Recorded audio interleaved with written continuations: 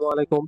আজকে আপনাদেরকে দেখাবো আপনারা আমাদের সফটওয়্যারগুলো কিভাবে অ্যাক্টিভ করবেন এবং যারা লাইসেন্স জেনারেটর সহ আনলিমিটেড কম্পিউটারের জন্য নেবেন তারা কিভাবে আমাদের হেল্প ছাড়া আপনারা নিজে নিজে লাইসেন্স জেনারেটর দিয়ে সফটওয়্যার অ্যাক্টিভ করবেন। এরকম একটা জিপ ফাইল আসার পরে আপনারা সরাসরি এটাকে এক্সট্রাক্ট করবেন। আমি এটা এক্সট্রাক্ট করে নিচ্ছি। এক্সট্রাক্ট করার পরে আমি এখানে এই ফোল্ডারে দেখতেছি এখানে দুইটা সফটওয়্যার, একটা হচ্ছে বটমাস্টার কিজেন আর একটা হচ্ছে বটমাস্টার। যারা শুধুমাত্র 1 বছরের জন্য নেবেন তারা শুধুমাত্র এই সফটওয়্যারটা পাবেন, এবং যারা রিসেলার সহ নেবেন তারা এই দুইটা সফটওয়্যার একসাথে পাবেন, লাইসেন্স জেনারেটর কিজেন সহ। প্রথমে আমি এই সফটওয়্যারটা ইনস্টল করতেছি। ইনস্টল করার পরে আমরা কিভাবে অ্যাক্টিভ করে দিব সেটা দেখাচ্ছি। আপনারা সিম্পলি এভাবে নেক্সট নেক্সট দিয়ে ইনস্টল করবেন। ইনস্টল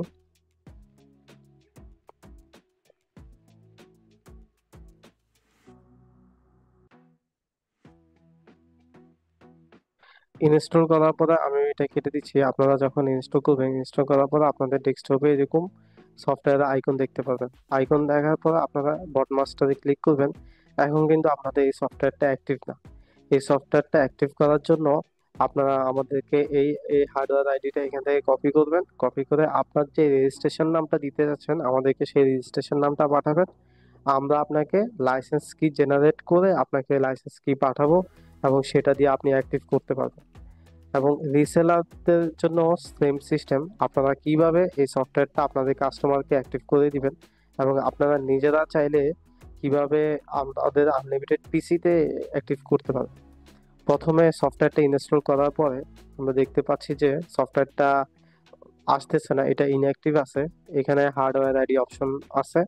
আমরা এবার লাইসেন্স কি জেনারেটরটা ওপেন করব। লাইসেন্স কি জেনারেটরটা আমরা যখন ওপেন করতেছি আমরা এখানে দেখতে পাচ্ছি যে রেজিস্ট্রেশন নাম, এক্সপায়ার ডেট। এক্সপায়ার ডেট হচ্ছে এখানে চেকমার্ক করা নাই।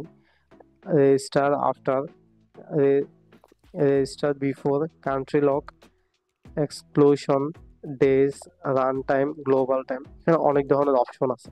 এই সবগুলা সেকশন সিলেক্ট করা থাকবে, এবং কি কি কি হাইপেন সহ এবং হাইপেন ছাড়া। আমরা অবশ্যই এটা হাইপেন সহ দিতে পারি অথবা হাইপেন ছাড়াও দিতে পারি। তো আমরা সফটওয়্যার যদি আসি, এখানে কি ইনফরমেশন আছে। প্রথমে এখানে আছে হার্ডওয়্যার আইডি। এই হার্ডওয়্যার আইডিটা আমরা কোথায় বসাবো? এখানে যে হার্ডওয়্যার আইডিটা আছে আমরা এখানে হার্ডওয়্যার আইডিতে হার্ডওয়্যার আইডি বসাবো। এবং এখানে আরেকটা অপশন আছে নাম। এই নাম আপনারা আপনাদের কাস্টমার থেকে যে কোনো একটা নাম দিবেন, কাস্টমারের নাম অথবা কোম্পানির নাম। এই নামটা নিয়ে এখানে বসাবেন। আমরা দেখি এই সফটওয়্যারটা আমরা অ্যাক্টিভ করি। আমরা হচ্ছে প্রথমত আমাদের এখানে একটা নাম দিব, ডিজিবেট আইডি।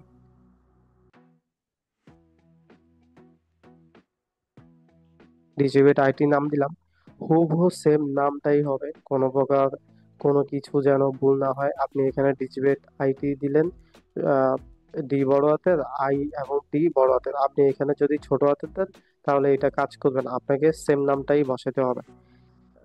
যারা 1 বছরের জন্য আমাদের থেকে নেবেন বা আপনার কাস্টমার থেকে 1 বছর, কাস্টমারকে 1 বছরের জন্য অ্যাক্টিভ করে দিবেন, তারা এখানে এক্সপায়ারেশন ডেট দিয়ে, যেমন আজকের ডেট অটোমেটিক এখানে দেওয়া থাকবে। যেমন আজকে হচ্ছে 23/7/2025 তারিখ। তো এটা কবে পর্যন্ত কাজ করবে? আমি জাস্ট 1 বছরের জন্য দিচ্ছি, 2026 পর্যন্ত এটা কাজ করবে।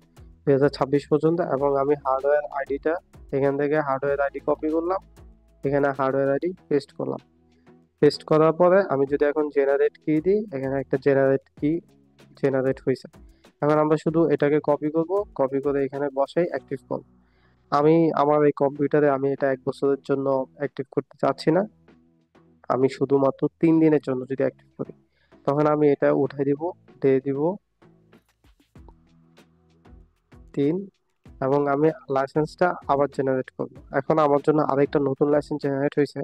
এখন আমি সফটওয়্যারটা অ্যাক্টিভ করব। এখানে যে রেজিস্টার নামটা দিছি এখানে রেজিস্টার নাম সেম, হার্ডওয়্যার আইডি, এবং আমি মাত্র 3 দিনের জন্য এই ডেটটা দিলাম। আপনার কোনো কাস্টমার যদি চায় যে ডেমো দেওয়ার জন্য, সে 1 দিন 2 দিন ইউজ করে দেখবে, সেটা আপনি 1 দিনের জন্য বা 2 দিনের জন্য তাকে সফটওয়্যারটা অ্যাক্টিভ করে দিতে পারেন।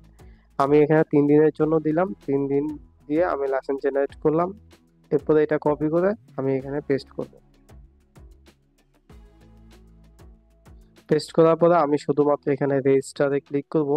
প্রথমে আরেকটা জিনিস আপনাদেরকে দেখাই, যদি কোনো কি ভুল থাকে এবং কোনো কিছু না থাকে, বা যেমন নাম ভুল হইলো, বা কেউ কাউকে সফটওয়্যার দেওয়ার পরে সে কি চাইলে এই সফটওয়্যারটা অ্যাক্টিভ করতে পারবে কিনা, সে না, সে সফটওয়্যারটা অ্যাক্টিভ করতে পারবে না। কোনো কিছু ভুল দিলে যখন রেজিস্টারে ক্লিক করবে, রেজিস্ট্রেশন ইনফরমেশন ইনকারেক্ট, অবশ্যই আমাদেরকে কারেক্ট ইনফরমেশন দিতে হবে। আমরা সফটওয়্যারটা আবার ওপেন করলাম, আবার ওপেন করে কারেক্ট ইনফরমেশনটা বসাবো। ডিজিবেট আইটি কপি করলাম, পেস্ট করলাম, লাইসেন্স কিটা কপি করলাম, এখানে পেস্ট করলাম। এরপর রেজিস্টার বাটনে ক্লিক করব। থ্যাঙ্কস ফর রেজিস্ট্রেশন, সফটওয়্যারটা রেজিস্ট্রেশন হয়ে গেছে।